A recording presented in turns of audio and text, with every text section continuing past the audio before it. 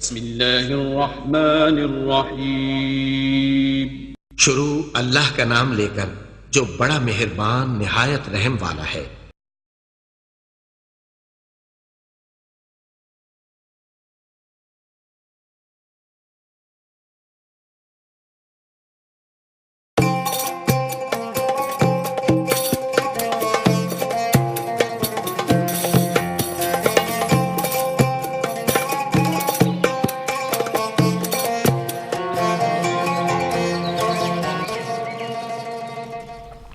اعوذ باللہ من الشیطان الرجیم، بسم اللہ الرحمن الرحیم۔ السلام علیکم ناظرین، میں ولی موسوی پروگرام صبح ہدایت میں آپ کو خوش آمدید کہتا ہوں۔ آج 28 فروری ہے، 21 جمادی اول ہے اور منگل کا روز ہے۔ میں پروردگار کی بارگاہ میں دعا گو بھی ہوں اور پر امید بھی ہوں کہ پوری دنیا میں آپ جہاں کہیں بھی ہوں گے صدقے میں محمد و آل محمد کے خیر و عافیت سے ہوں گے۔ ناظرین، آپ کو ہمارے پروگرام کے فارمیٹ کا علم ہے۔ ہمارے پروگرام کی شروعات پروردگار کی بارگاہ میں ایک خوبصورت دعا کے ساتھ کی جاتی ہے اور پھر ہم ذکر محمد و آل محمد علیہ السلام کی طرف بڑھتے ہیں۔ تو چلیں گے پہلے ایک دعا کی طرف۔ اللهم صل على محمد وآل محمد اللهم صل على محمد وآل محمد. Dua and Ziyarat for Tuesday. Bismillah ar-Rahman ar-Rahim. Allahumma salli ala Muhammad wa ali Muhammad. Alhamdu lillahi walhamdu haqquhu kama yastahiqquhu hamdan kathira. وأعوذ به من شر نفسي إن النفس لأمارة بالسوء إلا ما رحم ربي وأعوذ به من شر الشيطان الذي يزيدني ذنبا إلى ذنبي وأحترز به من كل جبار فاجر وسلطان جائر وعدو قاهر. اللهم اجعلني من جندك فإن جندك هم الغالبون واجعلني من حزبك فإن حزبك هم المفلحون واجعلني من أوليائك فإن أولياءك لا خوف عليهم ولا هم يحزنون. اللهم أصلح لي ديني فإنه عصمة أمري وأصلح لي آخرتي فإنها دار مقري وإليها من مجاورة اللئام مفري واجعل الحياة زيادة لي في كل خير والوفاة راحة لي من كل شر. اللهم صل على محمد خاتم النبيين وتمام عدة المرسلين وعلى آله الطيبين الطاهرين وأصحابه المنتجبين. وهب لي في الثلاثاء ثلاثا لا تدع لي ذنبا إلا غفرته ولا غما إلا أذهبته ولا عدوا إلا دفعته بسم الله خير الأسماء بسم الله رب الأرض والسماء. أستدفع كل مكروه أوله سخطه وأستجلب كل محبوب أوله رضاه فاختم لي منك بالغفران يا ولي الإحسان. It is the day of Imam Sajjad alayhi salam, Imam Baqir alayhi salam and Imam Sadiq alayhi salam. Ziyarat for Tuesday. Assalamu alaikum ya khuzana ilmillah. Assalamu alaikum ya tarajimata wahyillah. Assalamu alaikum ya a'immat al-huda. Assalamu alaikum ya a'lam at-tuqa. Assalamu alaikum ya awlad rasulillah. أنا عارف بحقكم مستبصر بشأنكم معاد لأعدائكم موال لأوليائكم بأبي أنتم وأمي صلوات الله عليكم. اللهم إني أتوالى آخرهم كما تواليت أولهم وأبرأ من كل وليجة دونهم وأكفر بالجبت والطاغوت واللات والعزى صلوات الله عليكم يا موالي ورحمة الله وبركاته.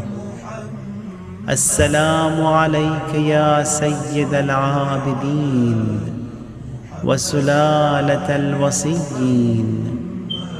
السلام عليك يا باقر علم النبيين. السلام عليك يا صادقا مصدقا في القول والفعل. يا موالي هذا يومكم وهو يوم الثلاثاء وأنا فيه ضيف لكم ومستجير بكم فأضيفوني وأجيروني بمنزلة الله عندكم وآل بيتكم الطيبين الطاهرين. اللهم صل على محمد وآل محمد. اللهم صل على محمد وآل محمد. اللهم صل على محمد وآل محمد. اللهم صل. اگر نہ ہوتی جناب زینب نہ ہوتا اللہ کا نام لیوا.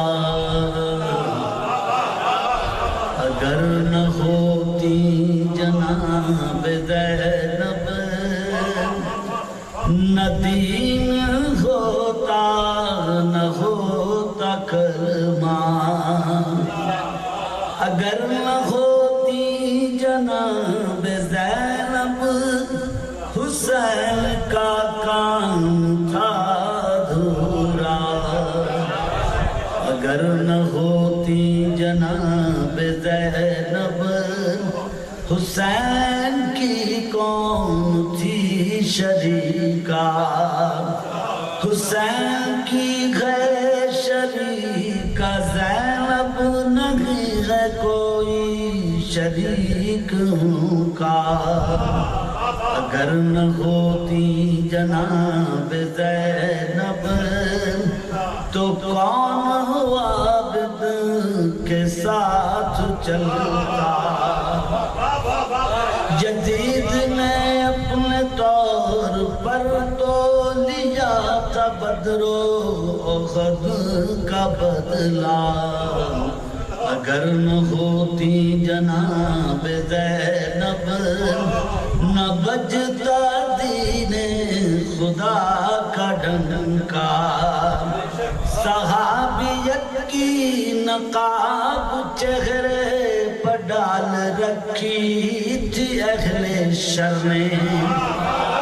اگر نہ ہوتی جناب زینب دکھائی دیتا نہ اصل چہرہ. یزید اعلانیہ تھا کرتا شراب نوشی سی سیاہ کاری اگر نہ ہوتی جناب زینب تو کون دکھلاتا حق کا رستہ یزید تھا بھانجا نواسا صلیبیوں کا تو اس لیے بھی اگر نہ ہوتی جناب زینب تو ہوتا باطل کا دور دورہ یزید تکذیب کر رہا تھا نزول وحی اور رسول حق کی اگر نہ ہوتی جناب زینب تو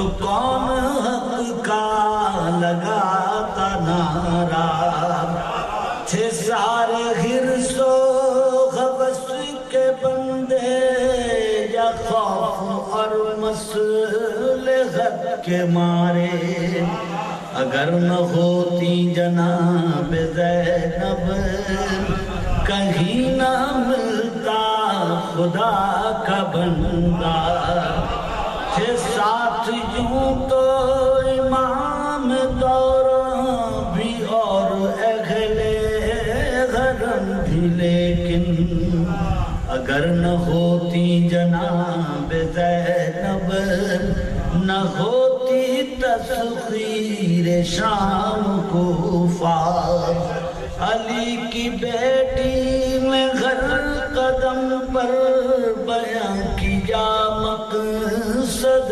شہادت علی کی بیٹی نے ہر قدم پر بیان کیا مقصد شہادت اگر نہ ہوتی جناب زینب تعارف کربلا نہ ہوتا چونکہ تشہیر اور اسیری بھی شاہ کے انتخاب میں شامل اگر نہ ہوتی جناب زینب تو کیسے ہوتا یہ عہد پورا بنو امیہ مٹا رہے تھے تمام آثار دین یکسر اگر نہ ہوتی جناب زینب معاویت پر نقاب رہتا قلم فروش و ضمیر مردہ چلے تھے تاریخ مسخ کرنے اگر نہ ہوتی جناب زینب شریف کہلاتی نسل ہندہ ہوا جو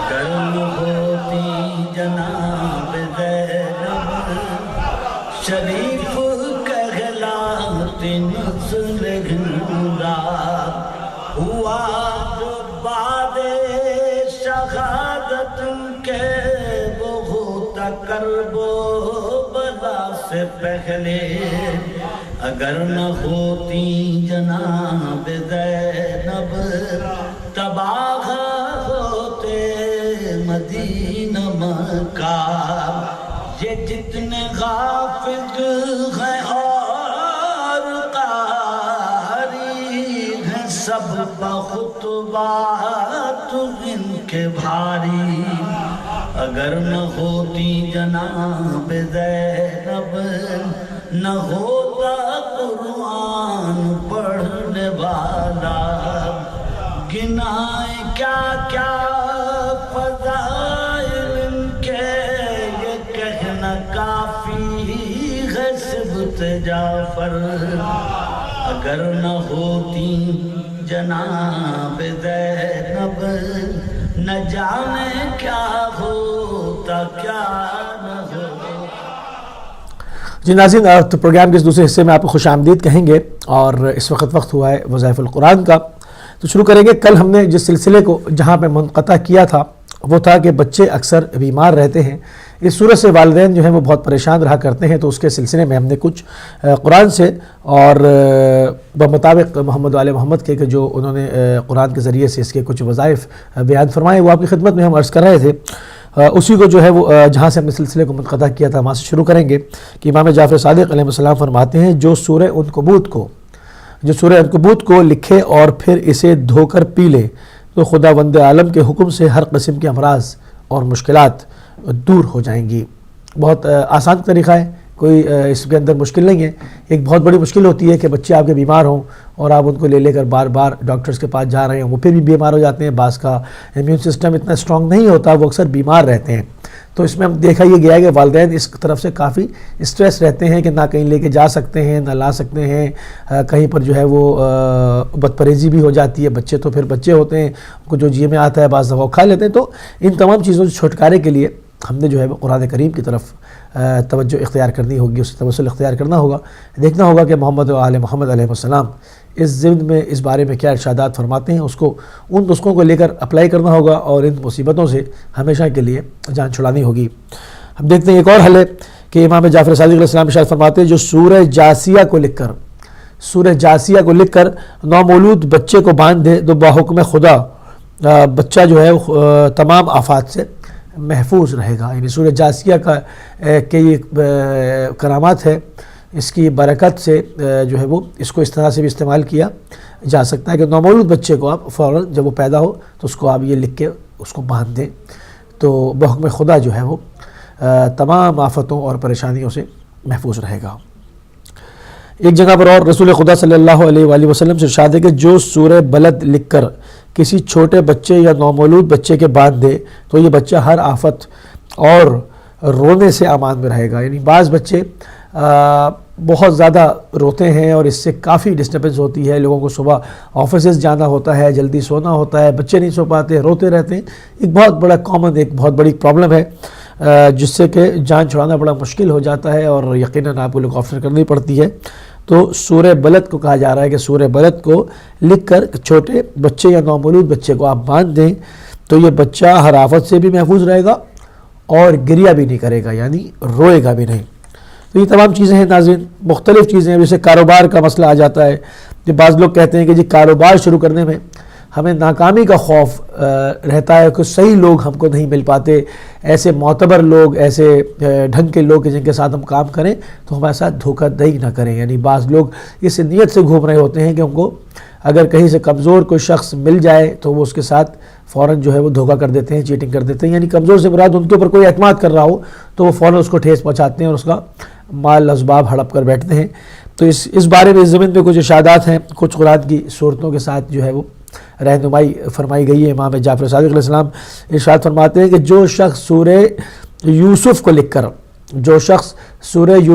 کر 3 دن اپنے گھر میں رکھے, جو شخص سورہ یوسف کو لکھ کر 3 دن اپنے گھر میں رکھے اور پھر اسے وہاں سے اٹھا کر باہر والی دیوار میں چھپا دے اور کوئی اس سے مطلع نہ ہو. یعنی خاموشی سے آپ نے یہ کام کرنا ہے کیونکہ جو بھی چیزیں ہیں وہ پروردگار کے ساتھ آپ کی راز نیاز کی ہیں, اس کا ڈھنڈورا نہیں پیٹنا ہے, اس کو کسی سے ذکر نہیں کرنا ہے. خاموشی کے ساتھ اپنی لو لگا کے پروردگار کی طرف اس کی بارگاہ میں حاضر ہو کے تمام کام کرنے ہیں. یعنی سورہ یوسف کو لکھ کر 3 دن تک اپنے گھر میں پہلے رکھیں گے آپ اور اس کے بعد وہاں سے اٹھا کر باہر والی دیوار جو آپ کے گھر کی باہر کی دیوار ہے اس میں کہیں پر اس کو چھپا دیں اور کوئی اس سے مطلع نہ ہو, کسی کو معلوم نہ ہو. تو بہت جلد ہی کسی کی طرف سے ایک نمائندہ آ کر آپ کو کاروبار کی دعوت دے گا, آپ کو آفر کرے گا اور آپ کی تمام حاجات حکم خدا سے پوری ہوں گی. یعنی کہ پروردگار اس کاروبار میں اتنی برکت دے گا, اتنی وسعت دے گا کہ آپ کی حکم خدا سے آپ کی تمام جو شرعی ضروریات ہیں وہ پوری ہوتی جائیں گی. اور کاروبار کے لیے بھی آپ کو ایک موضوع, ایک ایماندار شخص کا جو ہے وہ انتخاب کر پائیں گے, بلکہ وہ خود چل کے جو ہے وہ آپ کے پاس پہنچ جائے گا. یہ سورہ یوسف کی برکات ہیں. تو ہم کو ان تمام چیزوں کو دیکھنا ہوگا اور جو یہ چیز نہیں کر سکے اس کو مختلف وقت کے اعتبار سے, جیسے ہم کہتے ہیں کہ مختلف وقتوں کے اعتبار سے, مختلف چیزوں کے اعتبار سے ہم کو دیکھنا ہوگا کہ ہمارے لیے کیا چیز موضوع ہے، ہم کیا بآسانی کر سکتے ہیں۔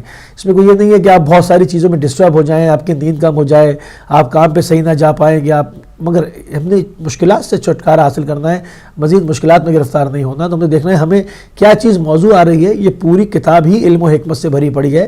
اگر کوئی اور نسخہ اس میں آپ کا ٹائم بچ رہا ہے، آپ کو اس میں زیادہ جو ہے وہ آپ کی طبیعت مائل ہوتی ہے، تو آپ اس کو اختیار کر لیجئے۔ رسول خدا صلی اللہ علیہ وآلہ وسلم فرماتے ہیں کہ جو شخص سورہ ہجر کو لکھ کر اپنے بازو کے ساتھ باندھ لے، سورہ ہجر کو لکھ کر اپنے بازو کے ساتھ باندھ لے تو وہ معاملہ اگر انسان بن جائے گا اور اس کی خرید و فروخت زیادہ ہو جائے گی، تو معاملہ اگر انسان بن جائے گا اور اس کی خرید و فروخت زیادہ ہوگی، لوگ اس سے کاروبار کرنا بہتر سمجھیں گے، اور جب تک یہ لکھا ہوا سورہ اس کے پاس ہوگا خدا کے اذن سے اس کا رزق زیادہ ہوگا۔ آپ دیکھیں کہ ہم لوگ، آپ یقین کریں کہ میجورٹی کے اندر لوگ ان چیزوں سے مطلع نہیں ہیں، ان کو نہیں پتہ ہوتا کہ ہر ایک کے گھر میں، کوئی گھر شاید ہی ایسا ہو، کوئی گھر ایسا نہیں ہے جس کے گھر میں قرآن کریم، جس مسلمان کے گھر میں قرآن کریم نہ ہو، مگر اس کو جو ہے وہ اول تو پہلے مرحلے میں اس سے تلاوت نہیں کی جاتی۔ بہت کم لوگ ہیں جو کہ اس سے تمسک اختیار کرتے ہیں، تلاوت کرتے ہیں، اور اس کی برکات سے ان کے گھر منور ہوتے ہیں۔ پھر بہت کم ریشو آپ کو ایسا دکھائی دے گا جن کو اس قرآن کے ذریعے سے اپنی الجھنوں کا حل نکالنا آئے، یعنی وہ اتنی پیگیری کرتے نہیں، اتنی تحقیق نہیں کرتے کہ ان کو محمد و آل محمد کے ارشادات ملے اور وہ اس کے ذریعے سے جو اپنی پریشانیوں کو حل نکالیں۔ شارٹ کٹ ڈھونڈتے ہیں کہ کسی پیر کے پاس چلے جائیں، کسی بابے کے پاس چلے جائیں، کسی عامل کے پاس چلے جائیں، اس کو پیسے دیں، وہ کرتا رہے، ہمیں کچھ نہ کرنا پڑے۔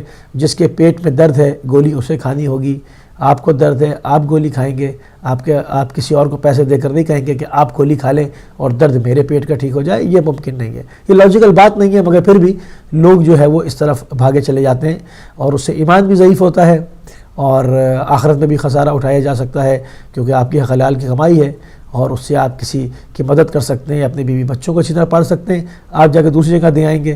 تو ان تمام چیزوں کا حساب بھی ہمیں پروردگار کی بارگاہ میں دینا ہوگا۔ اور اس میں دیکھا گیا ہے کہ زیادہ تر عورتیں اس کا شکار ہوتی ہیں، وہ جلدی جو ہے وہ ان بابوں سے جو ہے وہ متاثر ہوتی ہیں کہ یہ کرامات، وہ کوئی کرامات نہیں، یہ سب ڈھونگ ہوتا ہے اور یہ سارا ڈرامہ ہوتا ہے۔ اصل چیز وہی ہے جو کہ آپ کے پاس ایک الہامی کتاب دی گئی ہے، اس کے تحت اپنی زندگی کو گزاریں، اس کے ذریعے سے اپنی زندگی کو منور کریں، اس سے ارتباط قائم کریں، اس سے توسل اختیار کریں۔ دیکھیں محمد و آل محمد ہمیں اس سے کیا کیا طریقے بتا رہے ہیں جس سے آپ کی تمام مشکلات جو زندگی کی ہیں وہ ایسے طریقے سے حل ہو جائیں گی۔ ناظرین، ہم اسی کے اوپر اختتام کریں گے اپنے سیگمنٹ کا، اور اس دعا کے ساتھ کہ پروردگار ان بہترین راستوں پر، ان بہترین ہدایت کی باتوں کے اوپر، ان بہترین چیزوں کے اوپر ہمیں بھی اور آپ کو بھی عمل کرنے کی توفیق جو ہے وہ حاصل ہو، تاکہ ہماری اور آپ کی زندگیوں میں، اس معاشرے میں بھی بہترین تبدیلیاں ایجاد ہو سکیں۔ ناظرین، جانا ہوگا ہمیں ایک مختصر سی بریک پر، بریک سے واپس آئیں گے تو پروگرام کے سلسلے کو مزید آگے بڑھائیں گے۔ لیتے ہیں ایک بریک۔